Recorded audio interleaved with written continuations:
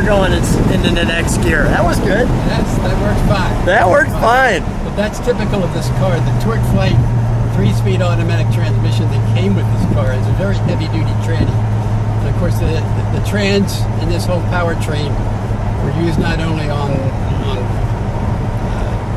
their street race cars, but also used on the police force cars, all the other cop cars.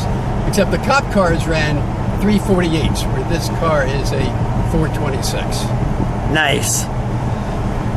Hi, I'm Lou with another episode of My Car Story. And if, well, you can see I'm beaming because, well, I'm with Ed Winkler. And talking with Ed, we found, well, one of those original Survivor cars. Ed, what did you bring here today? I own a 1964 Plymouth Savoy. That's the bottom basement of the Plymouth line in 1964. The cheapest full-size car you could buy from Plymouth. But this one has an interesting motor to it. Yeah, it has a 426 cubic inch engine and a 3-speed transmission, which is Torque Flight. Makes about 400 horsepower over about 450 foot-pounds of torque. And I only made about 10 like this. Half of them were 4-speeds, half of them were automatics. That's correct. What did they call the engine? The car was a street wedge. Street wedge, which means 4-barrel carburetor rather than the max wedge would have been two 4-barrel carburetors. 2 4-barrels and a diagonal intake. Let's go right to the car. Ed, how long have you had this little lovely right here? Because I've known you longer than this, and I didn't see this one before. I found this about 3 years ago. So let's hear the story. I don't have to ask why you picked it up. So let's ask how you picked it up. Well, I bought it locally from a guy who brought it out of California after it was in storage for some 38 years. So this car was stored for 38 years, because if this was in the Midwest, it would be gone in about a year and a half just from rust alone. So let's step back. The Savoy was basically the police car at the time, but even the police cars didn't have the 426 in them. Police cars generally came with the 383, and I had one. I had a 64 that is an identical car to this with the 383, and it was a police car. So this is the same chassis, the police chassis, just a bigger engine. They call it the street wedge because it was a car that was raced. Now, sadly, the woman who owned this car passed away, but her son, tell a little story about how that worked out. Well, she came to her son and said, "Son, I need a new car to get me back and forth to work." And he said, "Mom, I'd be happy to help you do that." He's about 16 or 17 years old, right? Yeah, like a typical kid. So this is in Northern California. He went to the Plymouth agency and saw this car on the used car lot. At that time, it was 9 months old, had 12,000 miles. He saw the size of the engine and said, "You know, this will work." I love the sculpting into the taillight there.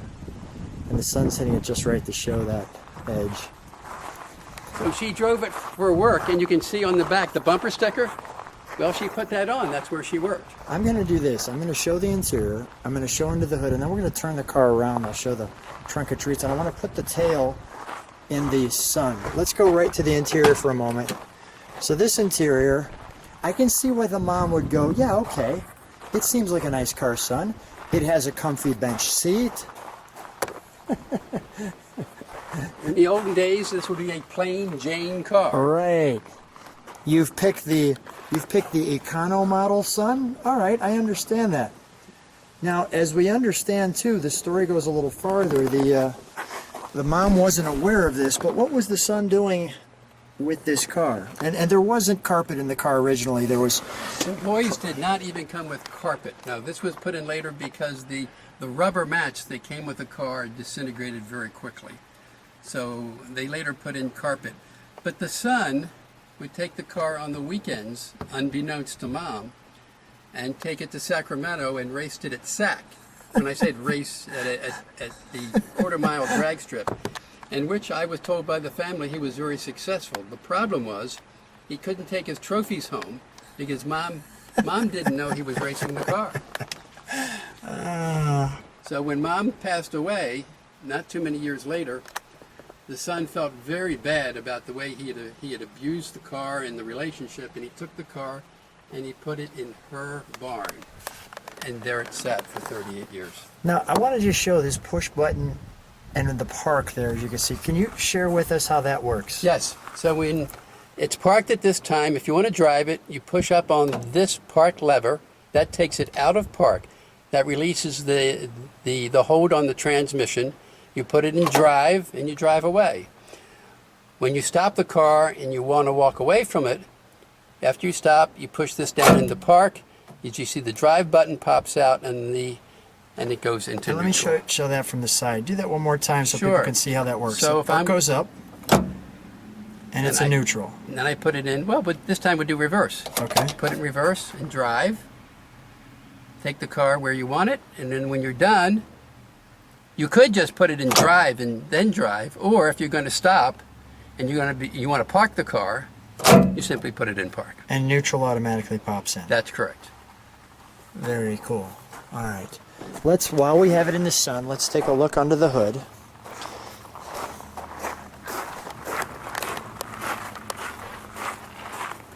Now this is where the Street Wedge differs from all the other Plymouths, because look under the hood. They obviously built this engine for somebody who wanted to race. This is the way the engine came. So the wonderful chrome on the air cleaner and on the valve covers, that's all original chrome. Everything under here other than the battery is all original, well, the hoses are all original pieces. And nothing's been painted, so that intake manifold, it's pretty dingy, but it's original. So the chrome on the valve covers, the chrome here, I'll just show this badge here. I'll actually kind of block it so you can see that. That's where you determine what the car is. That will tell you that it's a Savoy, the year it was manufactured, and the engine that came with it. The single brake cylinder. Yeah. So you don't have to stop. Or maybe use those buttons accordingly. You can see it looks like the original radiator. To the best of my knowledge, it It is. sure looks original there. We'll beep the horn. Does the horn work? Oh, yes. Okay. Go ahead. We'll beep that horn.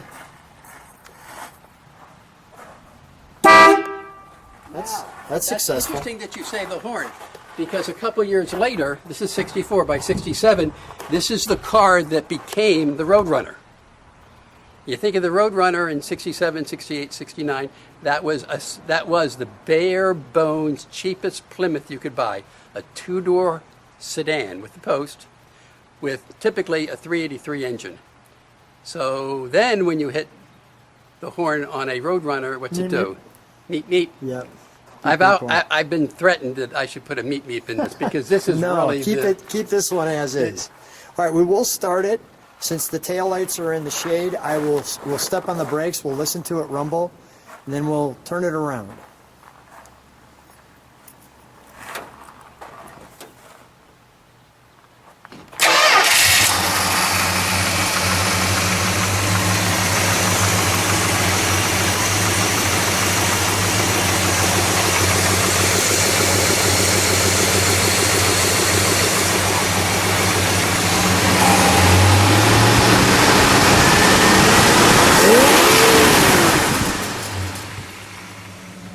Wow.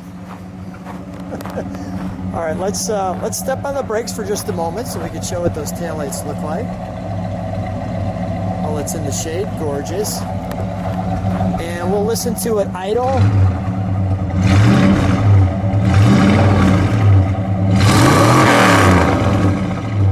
Or not idle. And just give it a second to idle.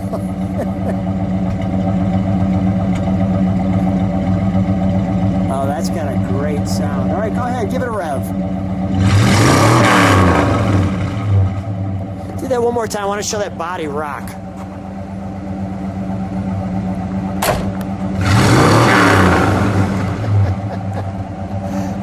All right, Ed, I'm going to shut the hood. We're going to turn it around so we can do some trunk of treats. There's your hood lever mechanism. And grab it right here. That's how you did it back then in 64. You gave it a little slam.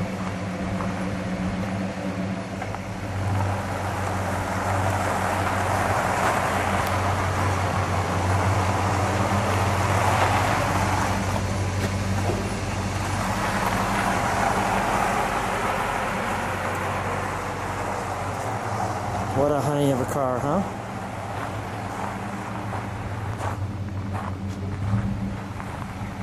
This is the only known video of this car. You got the Pentastar under the Plymouth on this side.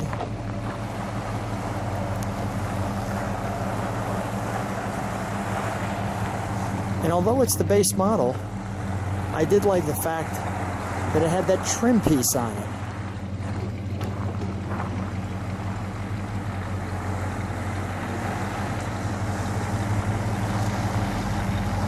No reverse lights at the time.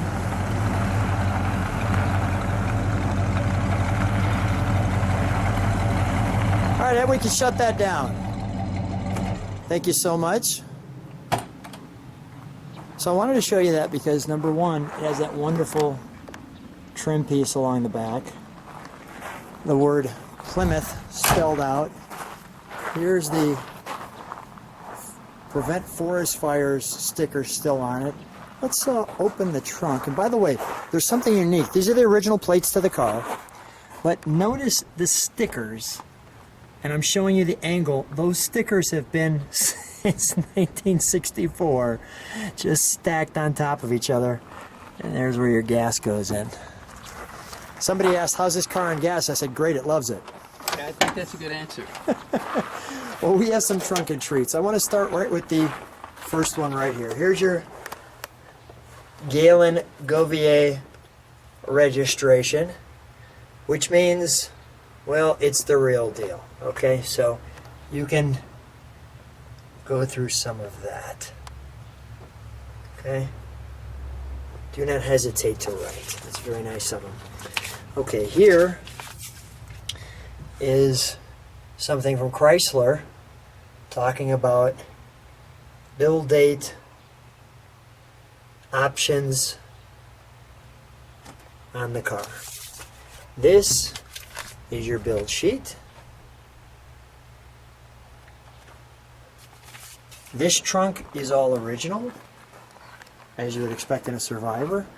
This was still the original jack instructions. Now, I'm not sure, but I see holes here. I don't know if that's just to keep the car lighter or not, because it obviously you wouldn't put holes in for structuring. So that's just my thought. Here's an interesting picture, and I put this in here for a reason. The one on the left and the one on the right look, well, kind of identical, but the one on the left, Ed, what car is the one on the left? That's the police car that I bought in 1966. So that was the original 383, and then a picture of this car. So we also have the operating instructions with the original business reply card still in it. Some of the details of this car, the parking brake warning light. Remember, this car is the base model, so a lot of these options are, well, not with it. So some station wagon features it shares there, etc. Here's the service manual. The Plymouth 64 Valiant service manual. But this, even though we like some trunking treats, we happen to have the original brochure.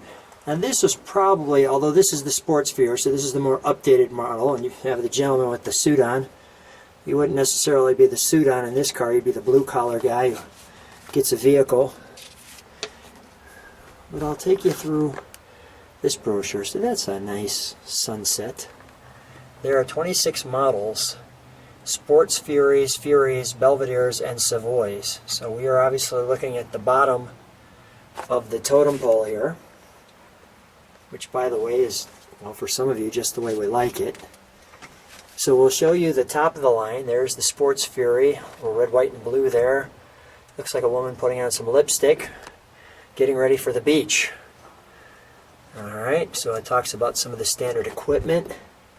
Nice buckets, nice console, nice interior. The Sports Fury. Okay, the right idea for people who want to go first class. Here's the Fury two-door. You can see some of the standard equipment. The two-door wagon. Let's get some ice cream. Always a good idea. Our interior. The deep pleated seats. Here's your four-door. Looks like a family out in the country taking a look at the car. And I'm not sure what they've... we have an impasse there. Who's going to make it through first? Here's a girl trying to run out of the rain to our Sports Fury. Here's a picnic in your Belvedere. We're starting to take a step down.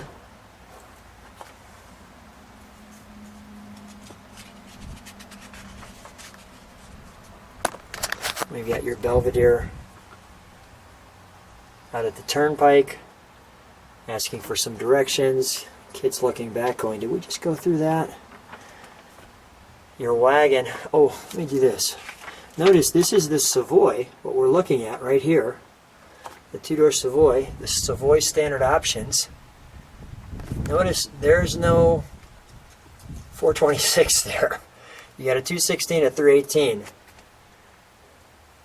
So this is quite the rare treat to find one of these with the 426.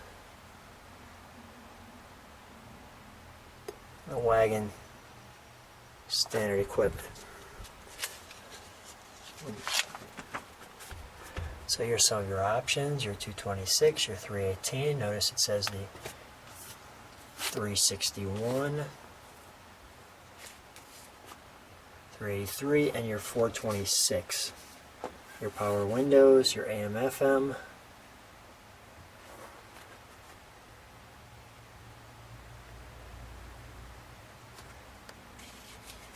We're going to go here.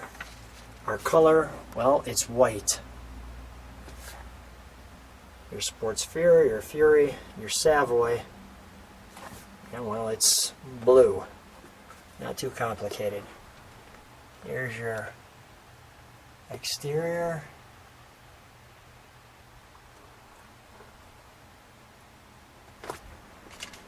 And the back of the brochure. Ed, I think it's time to take this one for a ride. Let's go do it. So we're taking our ride. I'm with Ed. We're in the street Wedge. And what a wonderful cruising car, Ed. Well, that's the reason I went back and bought another one. In the 1960s and 66 it was, I bought a Delaware State Police car.